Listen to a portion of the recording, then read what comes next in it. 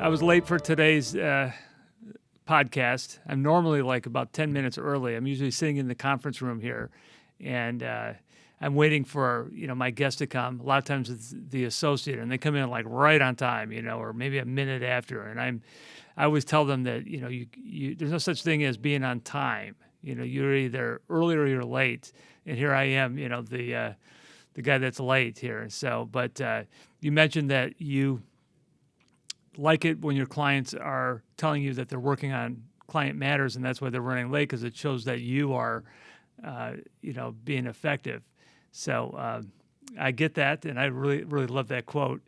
So Enrique, what I want to do is talk a little bit about you as we start here, because you and I actually just met, even though we've been working together for about how long now? I mean, goodness gracious, you've been with Scorpion, I think, as long, if not longer, than I've been working at Scorpion. I'm actually going on my 12th year with the company on February the 11th, which I'm very proud of. I've been with the company since there was 20 employees or something like that. So I've been there since the ground floor, but I know that you are one of my longest tenured clients I've been working on, if not the longest. I can't even remember when I started working on your account. It's been so long. Yeah, so we'll have to go down memory lane. That's one of the things I want to talk to you about today is Scorpion, the development of Scorpion, the progression of your career, and how everything's evolved through the years, because it really has been an amazing journey. So here's what I learned about you. You are Enrique Figueroa, and do they call you Fig? They do call me Fig, like Fig Newton. Just it makes it a lot easier, and it's almost like my call sign now. So even my wife's family, they call me Fig.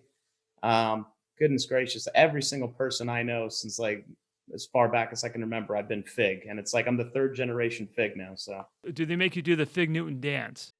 they haven't, but I actually was very heavy in my younger days. So the joke was always I got the nickname Fig because I used to eat Fig Newtons constantly. I do like them, but I can't say that was the culprit for my weight gain in my early years. I love Fig Newtons, and I actually can do the dance. Don't ask me to do one right now, but my family will attest to the fact that when I was a kid, my friends and I copied that guy on TV, and what they always get a kick out of talking about me doing the Fig Newton dance. So, okay, Fig, I'm going to call you Enrique though. So you're a senior director of advertising strategy. Fig is the director of Scorpion One at Scorpion and brings over a decade of experience in search, advertising, sales, and client marketing in the legal industry. So this is your biography that I stole, and I hope you're not embarrassed by me reading this, but I think it's important to lay out, really, why I have you on here, because what you do is so fascinating. You're driven every day to embody the highest standards that Scorpion represents by providing best in-class customer service and creative advertising solutions to help clients achieve their marketing goals. Prior to joining Scorpion, you worked in the entertainment industry. Now, I didn't know that. And you've got a degree at CSUN in cinema, which is an excellent place to get a degree like that. It's really one of the nation's best. Yeah, yeah. My daughter was looking at that school. She ended up going to Santa Barbara, but man, I loved going on that campus and seeing the special facilities that they have for that department. It's really incredible. You're an accomplished stage actor. Oh my God, 10 theatrical performances. So, like, what have you performed in? Oh man, let's see. I have to admit it was primarily musicals. So let's see. I was Daddy Warbucks and Annie. I played the dentist, Orin Scarvello, in Little Shop of Horrors twice. I actually, I have to say, when I was much younger, theater was probably my first love. The first thing I really kind of sunk myself into and found like my niche.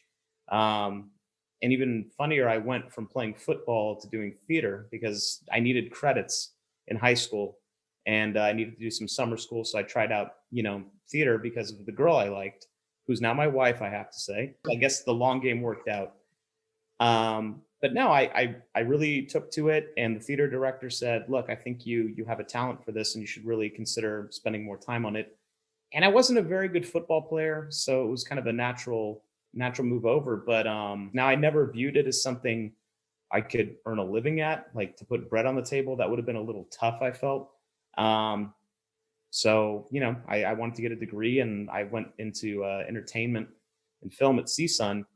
And from there, I actually did work on a few different productions. And, you know, my wife actually, right out of college, she started working at Scorpion. And I met Rustin, the owner, and some of the guys in the early days at her first Christmas party. And we all hit it off, and he offered me a job. And then from there, it was just I hit the ground running and fell in love with it. So I have to say, the second thing I really did fall in love with was, digital marketing, advertising for attorneys, working with attorneys, and working for Scorpion. I mean, it's probably the best decision I ever made in my life, was to kind of to join the team. Yeah, you landed in a great place. So where you and I first really met face to face is you were doing a podcast and you interviewed me, and I was really struck by how good you were as an interviewer. Now you explain why. I mean, I think with a background like that, you're used to performing. You also have the abilities and skills to do this type of stuff.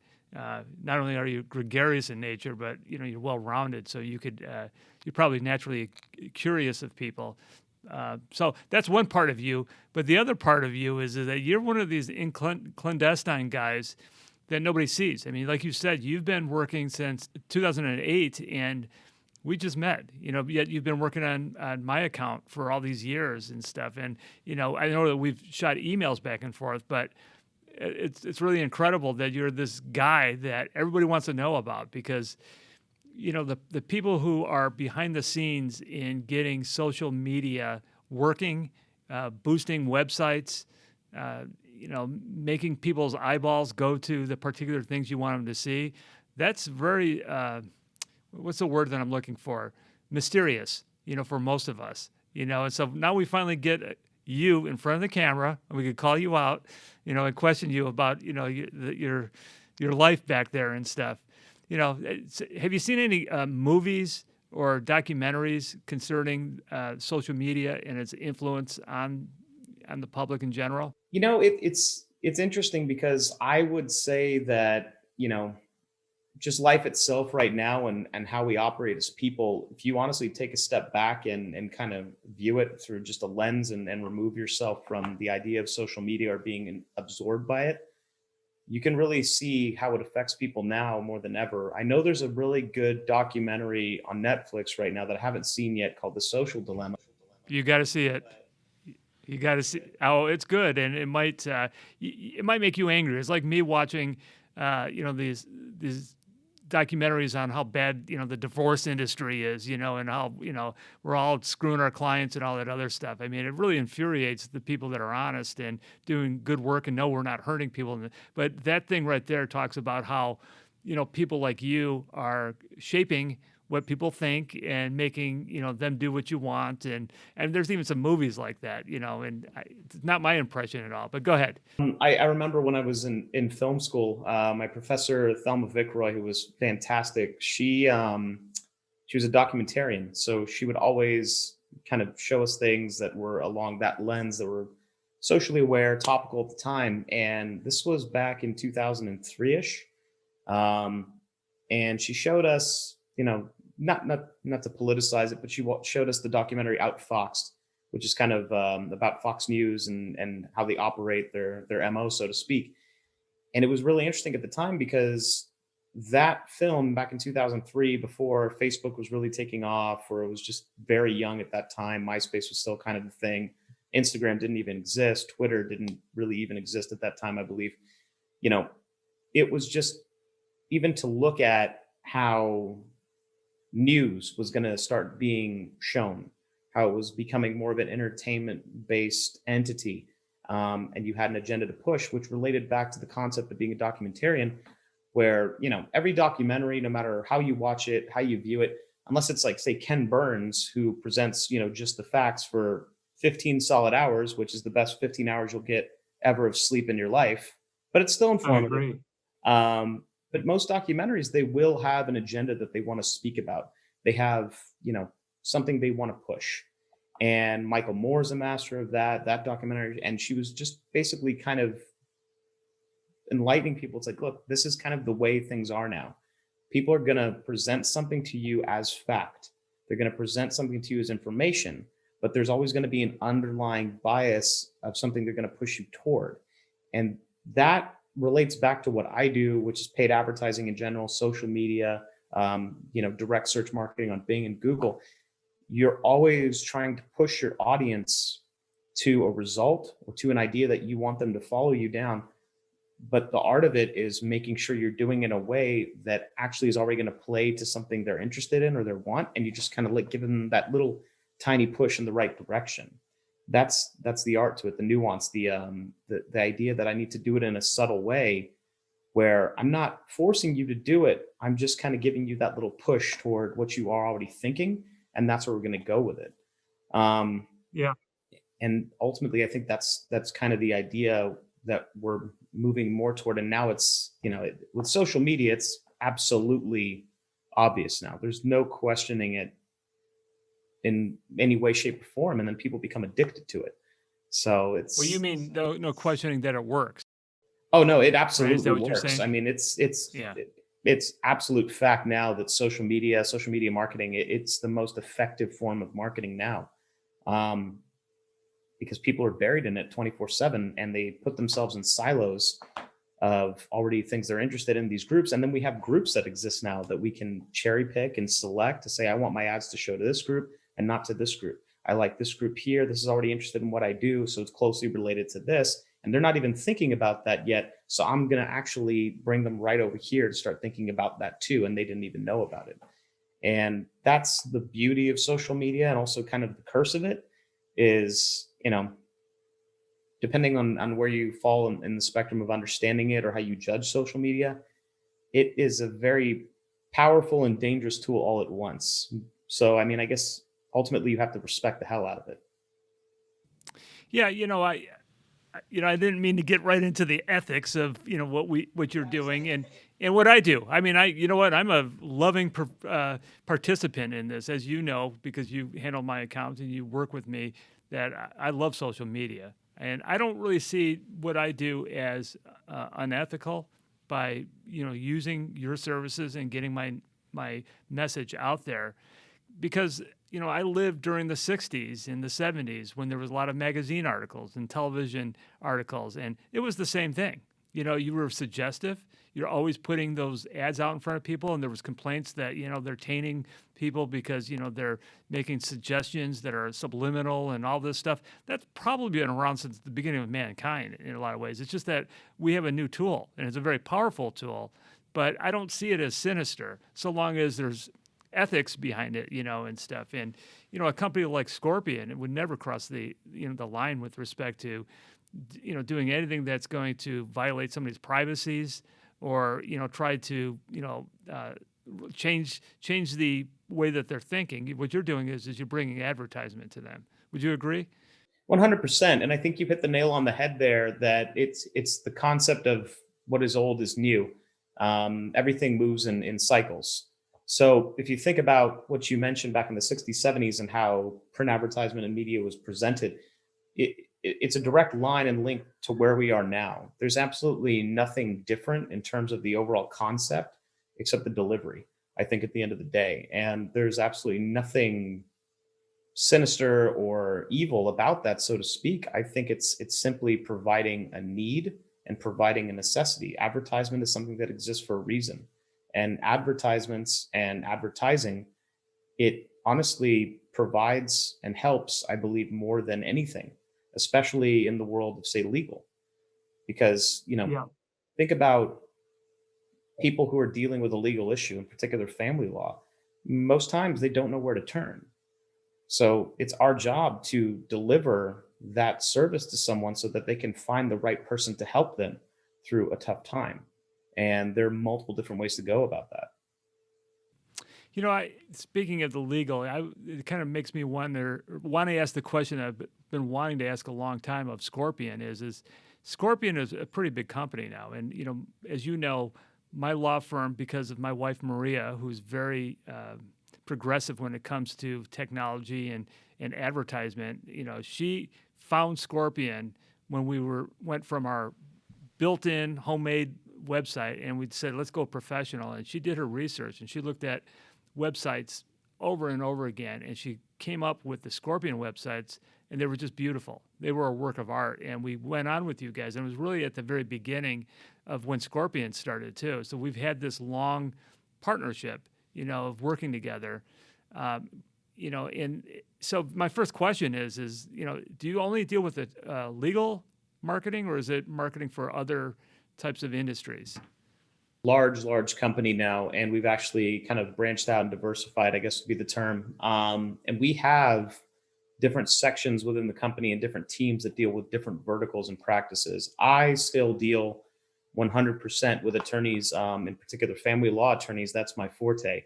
And then we have another team that deals with, criminal defense. We have another team that does bankruptcy, immigration, and then we have separate teams that deal with home services marketing. Plumbers, HVAC, landscapers, roofers. We have a whole nother team that actually advertises with franchises. So we go out, we find franchises that want to market, and we build out their whole solution. We have another team that specializes in hospitals, and then another one that is an offshoot of that, that is just medical professionals, so plastic surgeons, orthodontists, dentists. We cover a landscape that's very vast, but it's about having teams that, they don't have to wear many hats. We have a team that wears, one hat, so to speak, and it fits absolutely perfect. And that's what they do. That's not to say I can't offer insight or thinking in something unrelated to legal. When I've had colleagues of mine in home services are like, I don't know what to look at here with this paid search advertising campaign. Can you give me some fresh eyes? Maybe someone who doesn't look at it all the time. And I do the same with them. But, legal is one very large aspect of what we do, but we have branched out in the last, I've been there 12 years. The company's been around since, 2001, 2002. And, in that time, we have just grown and flourished and found many other avenues to kind of, help, grow our marketing philosophy, and others who bought into that. And yes, legal is one aspect of it, but we do an awful lot. Do you guys do anything for real estate brokers or agents or anything like that? It seems like they're even more prevalent on LinkedIn and social media. When I look, and here, even here in town, family law attorneys deal a lot with real estate agents, and I got to tell you, they're professionals at networking and marketing and stuff. They're really like top notch. And I'm just wondering, do you guys have a niche with them yet? That's kind of a different ball game, because in terms of real estate marketing, it's the actual philosophy of how one markets is a little bit different. And the systems and the technology you need to utilize to really run a real estate marketing site, like say a realtor needs a site that has, a directory of home listings and 3D models and renderings and things like that. It's not something we have been able to fully explore yet and really find kind of the right mix. We have had some realtors who worked with us in the past, and some who work with us currently. But it is something that I think one day we're going to try and figure out a way to really get into that more. But that's a whole different industry in terms of marketing teams that handle realtors, because the actual technology and how you actually market them is fairly different compared to what we do, because there's a connective tissue across the way with everything we do. But with realtors, it is a little bit different. And a lot of that is, it's very much name recognition. It is social media marketing is the biggest component of it. It's really kind of going after, brand recognition and reputation. And it's a little bit different than a direct search model. Whereas with a divorce attorney, one will search divorce lawyer, and they're going to go kind of right into it and they're going to see it. But with realtors, you can search realtor all day long, but it's more, I want to live in this area, I want to look at this house, or I want to sell my home. Who do I trust in my area? Who sells the quickest? Who can give me the most value for my money? So I think one day we're going to kind of figure out that mix or that secret sauce to kind of break into that. But as of yet, it's not something we've really sunk 100% into. But I'd love to get into that. I love real estate. I think it's super fascinating. One of my best friends growing up, he's from a family of, A-plus realtors. His father was one of the biggest, if not still the biggest realtor here in Santa Clarita Valley where I live. and now he is a major realtor in Ventura County. So I've always kind of been connected to it through them and interested in it. And man, I hope one day we get into that, because that would just be really cool to me. Cool. Now, Scorpion, like you said, started in 2001, 2002. My practice was started in 2003, and I remember, that we dealt directly with Russ. Maria would be on the phone with him all the time. Really good guy, and things have expanded for you guys, obviously. Where are you located now? I mean, where are your customers located, I should say? I mean, you're across the country, right? Oh yeah, we're across the country, and we have fully remote capabilities in terms of our workforce. With COVID and quarantine, we were in essence kind of forced to become a company that relied on a remote workforce, and lucky for us, we flourished. Everyone really started pulling their weight. We were producing like crazy. Um, our main central office is in Valencia, California, but we have offices in Dallas, Texas. We have Holy offices in cow. Freeport. Wow. We have some of our workforce now who relocated to Henderson, Nevada. We have some who are in Nashville, Tennessee now. Um, Goodness, we're kind of spread. Oh, New York, we have a big workforce in New York. We're spread all over the country now, and it's it's interesting because I remember when the company was all just kind of tiny and located here in Valencia, California. But as the company grew, it was dependent on those who've been with the company as long as I have, and longer, to kind of ensure that that culture and that drive and that focus didn't wane, and it never has. And it's at some point, I know there's going to be people working in brick and mortar places again. No one's back in the office yet. But when we do that, it'll be cool, but we're still going to have a lot of the workforce kind of spread out across the United States, and everyone's producing, and everyone's, staying in constant communication. So been a really interesting, last year. But the culture and the mentality has remained strong. So, I wouldn't say that we have one centralized location anymore. I'd say we're truly, a nationwide marketing firm. Holy cow. Yeah. I tell people that really, we are not going back to how things were before. I think most people recognize that, and probably for the better in a lot of ways. From the hardship, there's been a lot of innovation and people adapting and then figuring out there's other ways of doing things. And, what you're saying, I think a lot of companies have realized that they could be remote, or they could be, mostly remote, but also have an office. So your clients, are the clients in the United States, or are they also international clients? Yeah, primarily we are in the United States. We have a couple clients who are in Canada, which, that's not, it's international, but, I wouldn't say it's too much of a stretch. It's not like we have clientele that we work with in Seoul, Korea, or anything like that. I believe we still have, or we did have, a client located in Australia, which might have been the furthest.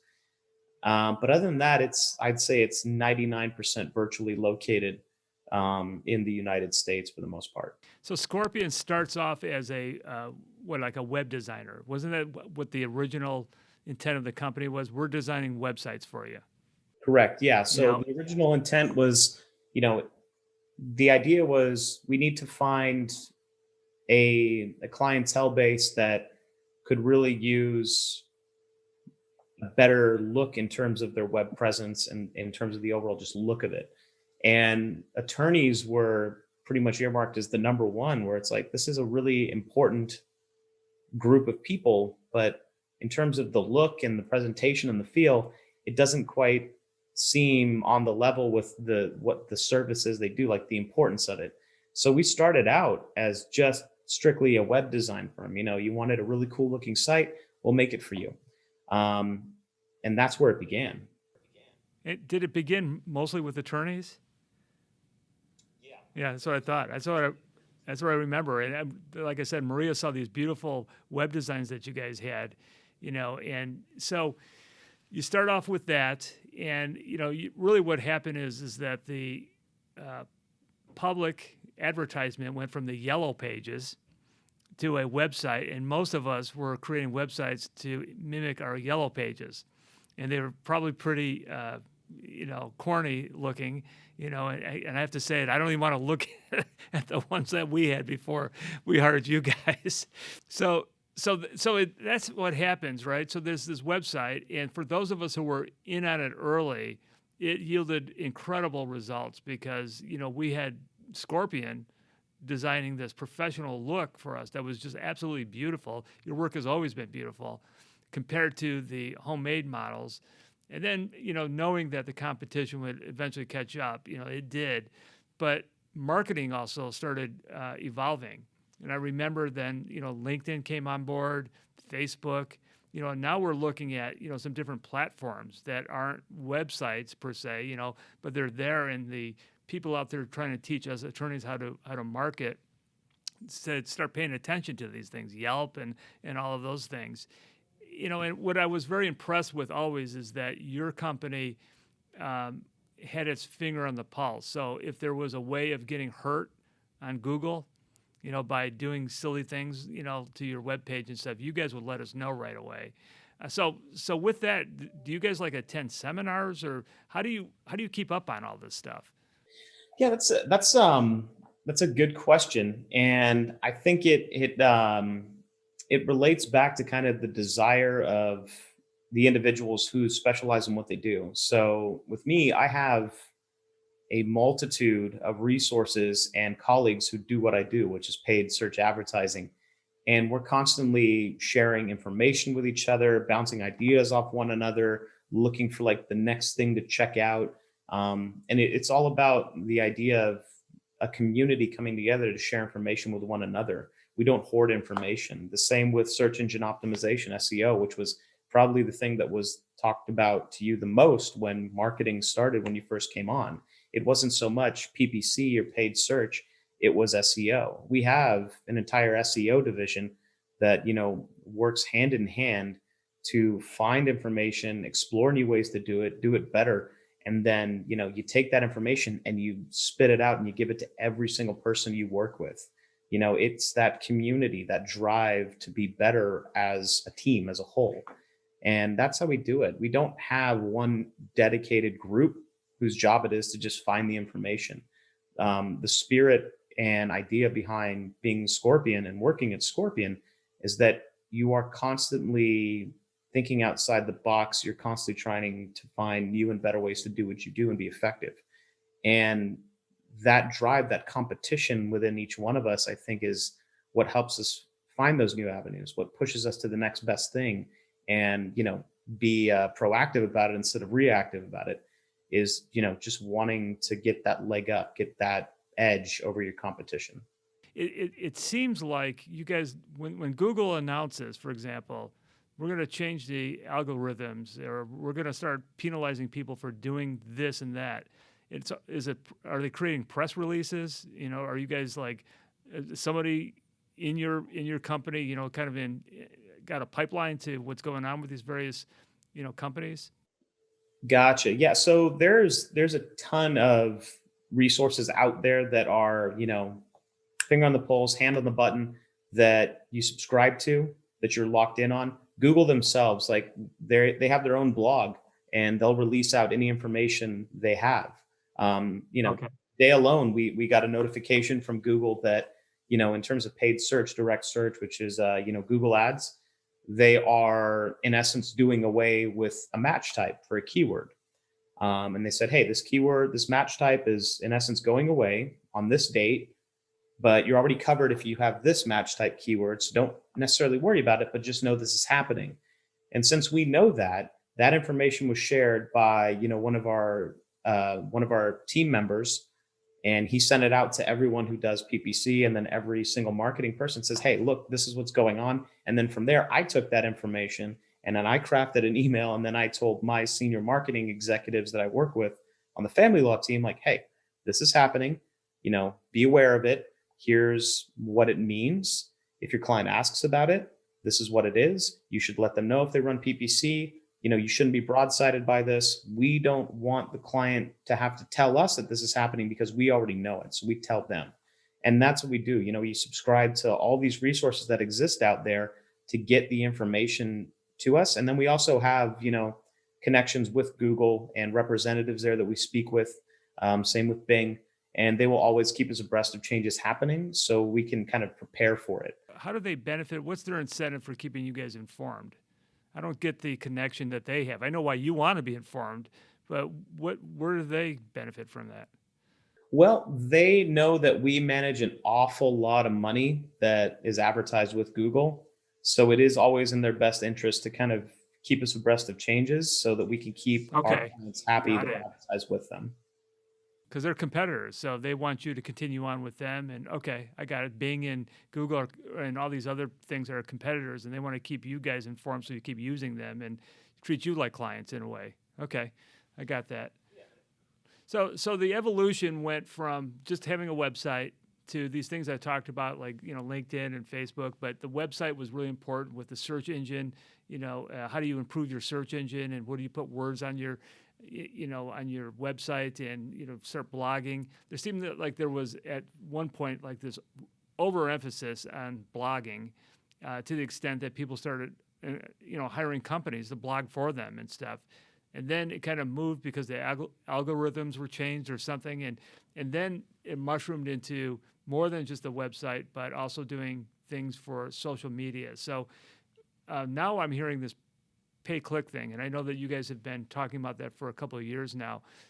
Initially, the pay-per-click was thought of as, hey, don't waste your money on that because, statistically speaking, you're not going to yield as much results. And then suddenly there was this heavy emphasis on it. So where are we today with regard to pay-per-click and, that type of marketing? Yeah, and to actually kind of answer that, you have to go back to the beginning a little bit. So if you go back, to 2003, 2004, and forgive me, I should know this off the top of my head, but when Google rolled out AdWords, I think it was right around then. AdWords is what they used to call it. It's the paid advertising section.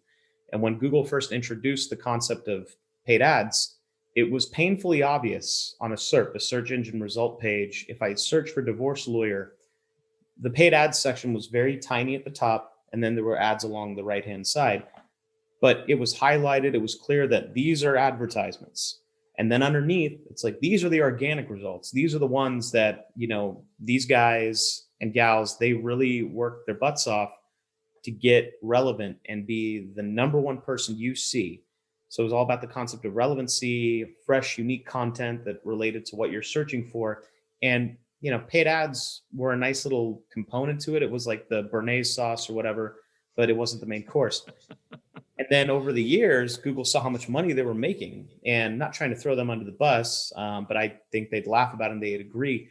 The more they saw how effective paid advertising was in terms of putting money in their pocket, the more the organic rankings started to shrink and fall down the page. And the paid ads were taking up more and more and more space. And then they started looking more and more like organic results, and then just part of the page entirely. And then they started adding in map locations, and then directory listings started taking over, the 1 and 2 and 3 spot for organic. It was more of a necessity that became paid advertising and having to pay for your advertisements. And that is why it became more and more important, because Google was kind of tipping the scales in their favor to make sure that you couldn't avoid it. They saw that people weren't really needing to use it as much. So they showed their hand and they said, okay, well, you need our search engine. You want to be seen? We're the biggest game in town. We're going to make it so that you're going to have to give us money for it. And at the end of the day, I think that was it. Now, there could have been very honest motives behind it. If you want to see the silver lining, like you said, there were shady ways of getting ranked organically, black hat techniques, which is what you call shady SEO. And people were doing that. And it was tough for Google to kind of keep up with that in a sense. But, me being me and working in the paid advertising arena, it was more that Google knew how much money they were making. And I think it accounted for, goodness gracious, 80% of their profit margins or something like that. Wow. They knew it was gold mine. So they made it so that they could absolutely get more and more and more for it at the end of the day. So is it still like that, or has it evolved into something different now?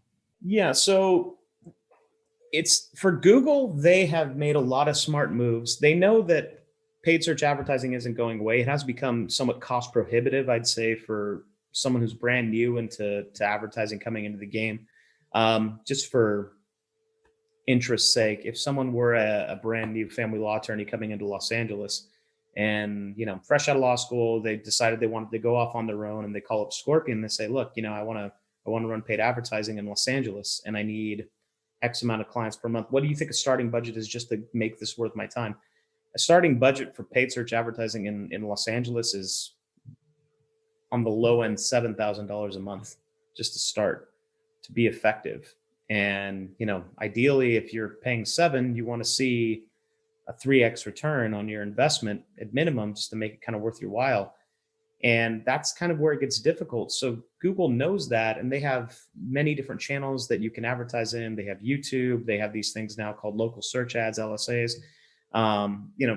They don't rely just on one thing. They have many different channels that will kind of fit every budget. Now, they're not as effective sometimes as, just typing in divorce lawyer, you get that click, someone goes to your site and calls you right away, and you get that client. But, they have many different channels and many different ways you can advertise with them that still make them money, that they're not just reliant on, google.com searches. If we're at that point now, I mean, hasn't the Yellow Pages made it to the internet to the extent that it's, what you're paying for? I mean, in the Yellow Pages, you're too young to remember this, but, in those days, you could either get the 2 pages, with your happy face and, the people in your firm, or you could just buy the little ad, depending on what your budget was. Isn't that kind of where we're at then? Is it's, what you want to pay for? I think, let's see if I can prove that I'm not that young. It was called a double truck ad. Is that what it's called? Right. Something like that. Yeah. So it's funny you mentioned that, because like we talked about, what's old is new and everything kind of moves in a cycle. The idea of like those double truck ads are taking up more of the page. Google has features and ways that you can actually show up virtually 3 times for one search. So if you type in Pasadena divorce lawyer, and you'll probably see your paid ad up there toward the top. You'll probably see your map ads, or, location ads, or just your location in general as one of the top hits for Pasadena divorce lawyer. And then you'll probably see your organic listings down there as well. And that's 3 times immediately. And then on top of that, if you have local service ads, LSAs, that can pop up above anything else. So Google offers tools within their own platform so that you can really drive the point home, and that you'll have multiple touch points on a single SERP, which is fantastic. And in a lot of cases, you don't have to pay extra cash for that. It's just kind of playing the game right and following the rules and knowing how to do it. Now, Yellow Pages, you had to absolutely pay for that kind of thing. But Google, to their credit, yeah, you can pay for a paid ad at the top, but for locations and for SEO, that's hard work and that's hustle. And those things you just got to work at. If you want to get those 3 results on one page or 4 results on one page, those are things you can work toward, but only one of them probably you're going to be able to pay for. So is that where you come in? Is that okay? Could you explain that then? So because I'm saying, okay, wait a minute. If all I got to do is pull out my checkbook and write a check to Google and say, hey, make me rich,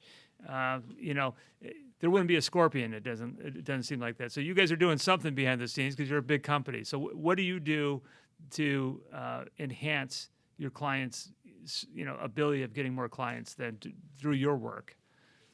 Yeah. So, not unlike attorneys, you're going to go with experience. You're going to go with know-how. I am going to hire you if I have a family law attorney instead of, the kid who has maybe 2 years experience and hasn't worked that many cases in Pasadena, just because you have experience. I trust you. You've seen it all and you know how to handle it.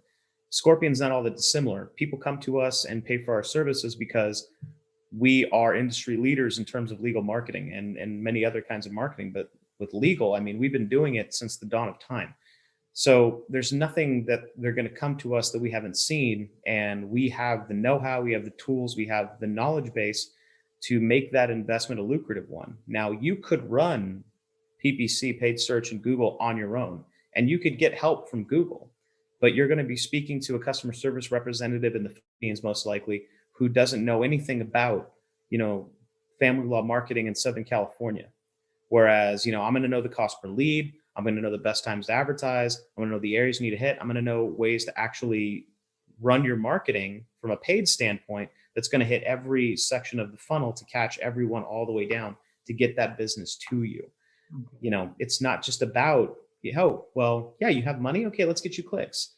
If I can get a click, for example, for $10 instead of 50, because I know that's what the value is of that, that's my knowledge base coming through. And that's why people come to Scorpion. That's why they hire us.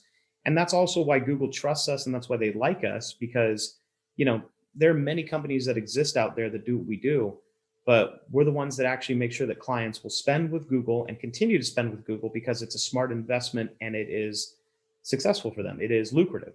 And Google knows that if people didn't make money off their channel, that it wouldn't exist. So that's why they love us, and that's why they want to work with us, and that's why they want us to keep doing what we do to make sure our clients keep paying them. And that's essentially what it is, and that's what I do. I get on the phone or I speak with clients, and they'll say, I don't know how much to spend in this area. I don't know what to do because right now I'm not seeing organically as much as I could be. We're working on that, but I need the phones to ring now. And with what I do, it provides that ability that if your site goes live and you've never had a website on Monday, if you don't have paid advertising, you're not going to be getting calls on Monday. Now, I provide the ability and my team provides the ability that if that site goes live on Monday, I'm going to get you calls on Monday as soon as the site goes live. And those stories exist for me, throughout my years of doing this. I've had clients who we've launched, on a Monday or on a Tuesday or any day of the week. And 30 minutes later, I'm getting a phone call from them and they say, I love you. You're fantastic. I'm like, well, thank you. I think I'm great too, but what precisely did I do to get that reaction? And they say, I just landed a client. I just got a client. The site's been live an hour and a half, and that's fantastic. And that is the beauty of paid advertising, but also the curse because, yeah, you pay to play, and the more money you have, the more you're going to get at the end of the day. But, I make sure that the money you spend isn't just going to be thrown away or wasted. Do you have any problems with having clients that are competitors and seeing them eat each other up, through your services? That is the question I probably get the most. And we work very hard to make sure we don't completely oversaturate a market. It's not in Scorpion's best interest to, oversell a market. So if there is, say, 20 attorneys that are major players in a market, we don't want to have all 20 of them because that's just going to hurt everyone's efforts and no one's going to be happy at the end of the day. But what I like to tell clients who often have that concern is, I'm like, look, there is enough business to go around. And we could be concerned with, say, this one other client Scorpion works with who is, in essence, a competitor of yours. Or I can look at the other 20 who do not work with Scorpion. And these three, for example, I know are your main competitor that don't work with us. I am looking to beat them. And I'm looking to make you successful. And I know for a fact that I can make you happy and you can be successful. And so can this other person who works with us, because I'm not focused on that one. I'm focused on the other 20 or 30 that also exist in your area that are gunning for you. And that's usually how we respond to that. But we also want to make sure that we are strategic and smart in how we sell and how we are represented in a marketplace, because there's no secret to it. It's if we get greedy and we sell every single person in a particular area, that's just going to hurt everyone at the end of the day, including us. And we don't want to do that. Yeah, that makes sense. It That makes happens a sense. lot. It's a question I get a ton. It's a question our Sure. marketing managers get all the time. And honestly, it's a good question. It's something I'd probably ask myself if I ran a law firm. So I don't shy away from talking about it, and I don't really let it bother me too much, because most attorneys and most professionals we work with, they kind of understand the concept that exclusivity is hard to come by. Um, and some firms will offer it. It does come with a very high price, and sometimes you won't get the same level of service because there are strategies we can learn about a geo or an area that will help everyone we work with. And that's a leg up that they get as a community and as a group that others don't get that aren't working with us. So that's always a plus. Do you look at your competitors, what they're doing, not your clients' competitors? So, you're representing a law firm and they specialize in probate, and you've got other, probate law offices in the general area. Do you sometimes peek at what they're doing so that you could, gain the competitive edge? Yeah, absolutely. We want everyone we run across the United States or even in just a tiny pocket to have that ability that if I see something that's working maybe in Las Vegas and this particular thing is working out great, is there something here I can translate into what's working for my clients in, maybe Henderson, which is really close by, or Los Angeles, or a similar metro that might be very large? We want to look at those things and we want to make sure that the solution is improved for everyone across the board. Because if one client's winning, we want to make sure all of the clients are winning who do the same thing.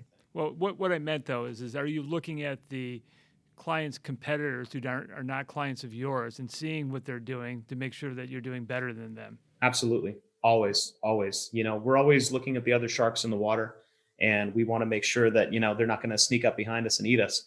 So absolutely, that's just the nature of the game. We always want to be looking at what our competitors are doing because you're going to learn more from your rivals than you will from your allies. I say rivals, but I believe the quote is you learn more from your enemies than you do anyone else. Right. So yeah, absolutely. That's something we look at. Okay, so here's another thing that I think that you get asked a gazillion times, and that is do people still cheat out there? And if they're caught cheating, what does Google do to them? Is there a penalty? Do they take them off for life? What happens? And how do they cheat?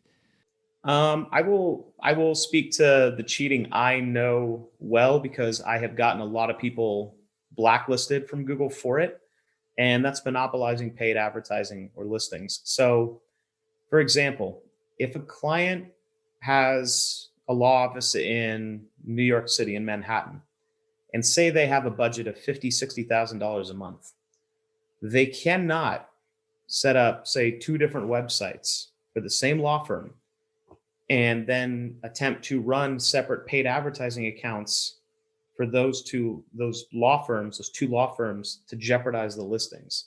So, John Doe Law Firm can't also have a website that says the Doe Law Firm with the same office address, the same everything. If I see that and I can prove that, I send it to Google, they'll review it, and then they will blacklist that client. They'll remove them from their listings entirely. It's a death sentence. Wow. They'll remove their paid advertising. They won't show their website in the results, nothing. Like they will absolutely excommunicate them. I love that. So they're concerned about monopolies, it seems like, and the monopolies actually hurts their business because you've got people doing that. It actually cuts down on the amount of clients that they could get. So there's a reason for that. So cool. So outside of this type of stuff that you do, you know, um, you know, by the way, how many hours do you work a day doing this? I mean, that's tough because I'm on call, sun up to sundown. I have email on my phone. I'm always checking it. If I'm awake, I'm making sure to check in every now and again. Some days it's, a solid 8 hours is like the locked in time. But there's some days where I'm working 9, 10, 12, 13 hours potentially. It happens. Wow. It's Yeah. just the nature of the job. I'm very strategic with my time management. I'm very focused on time blocking. I'm very focused on, making sure I get the work I need to get done, especially now when I'm at home, because if I'm, helping my daughter with schoolwork and, then I have to prepare meals here and there for myself and, the house needs to stay clean, things like that. It's all about taking the time I have in the day and making the best use of it. I'd say on average, 9 hours is pretty much where I'm at. You're working a lot. You're working a lot. Okay. It's not really work if you love it, right? Yeah, I agree. So I guess one of the things that I have to ask you is like I'm always surprised by the evolution of what is going on with the internet and all this stuff. So what can we expect? I mean, do you have any idea what the next thing is out there? I mean, when the website was created, I thought, okay, that's it. Okay, now we just have to enhance the search engine, and then these things have evolved. What else can they do? What's next for us? Slowly but surely, I think it's going to stray more from direct search in terms of the concept of people actually using a search engine. Even the idea of, utilizing a desktop is going to be fairly foreign. It already is. Most people use a mobile device now to search the internet and find things. So on top of that, like you said, with social media, I think most people get their information, their news, their life, everything through their social media platforms. More and more, I think you're going to start seeing marketing and advertising geared more for that audience, whereas, attention spans are going to be dwindling. Content on a page is always going to be important. Information is always going to be important, but I think it's going to lean more and more on having things occur and exist where if I see this one thing, I need about 20, 30 seconds to get your attention and have you actually make an act on it. So the idea of someone going into Google itself and typing in for divorce lawyer, for example, that's it's going to become cost prohibitive at a certain point, and it already kind of is. I mean, how many people can really spend $175 for each lead at the end of the day? It's very tough. So it's going to be more along the lines of building that funnel and finding these secondary and tertiary touch points that exist out on the internet to actually expose your message and have your marketing. It's already occurring. We see more leads in a lot of cases come from Facebook or come from directories, things like that, for a fraction of the cost. If I can get an attorney 100 leads on not Google itself, whereas I get them 50 on Google, what's the better investment at the end of the day? Like we want to shift more of the marketing budget toward other channels that are building a reputation, building a brand, and making our client synonymous in someone's head as to what action they want. I think that's where we're going at the end of the day. It's not so much people having intent; it's anticipating what they want ahead of it. Wow. That falls into interest groups. That falls into actually using the information and data that exists out there now that people have all over the internet and finding a way to expose that message to those groups in a more efficient way to capture leads and capture business. That really explains why you are needed, because you have to understand that. I mean, that's fascinating. One final point, and that is for the young people that are maybe graduating high school, going into college, and there's job opportunities in what you do. Have you seen the employment opportunities grow since you've been doing this? Absolutely. And the other thing, I wouldn't say it's alarming, but it is tough because I of course, was very fortunate to be in the right place at the right time. I feel, I always say, me being me, that of course helped me get the job. If I had the personality of a doorknob, I never would have gotten that offer. But what I see now is while the opportunities grow, the competition also has grown. So for those coming into the workforce and looking at jobs in marketing and whatnot, the toughest thing, and it's not to like sound like an angry old man or anything like that, but what I notice more is most people have a sense that they don't want to hustle and start kind of at the menial level job to kind of learn something, or they have a concept in their mind. It's like, that's what I want to do. So that's the only thing I'm going to apply for. You know, yeah, I wanted to be a film producer. I wanted to work in film, but I didn't close myself off to other avenues and opportunities because I have to make a living. And then I found this whole new thing that I didn't even know really existed that I fell in love with. So I used to actually speak a lot to new hires at Scorpion when we were all in the office. I was one of the speakers because we had things called incubation, where we bring people in and we give them an education on everything about the company, what we do, what you're going to get into. And whenever I got asked that question for someone that was brand new, I always told them, like, don't be closed off to new opportunities. Always find an interest and ask about everything people do within the company and learn about it. Learn about everything everyone does, because there might just be something that you have a knack for that you're going to fall in love with. And it's that interest, that desire, that, that proactive spirit that's always going to help you. And that's more important now than ever, especially within the workforce in Scorpion now, because as a big company, we are an in-demand company and we're always looking for the best and the brightest.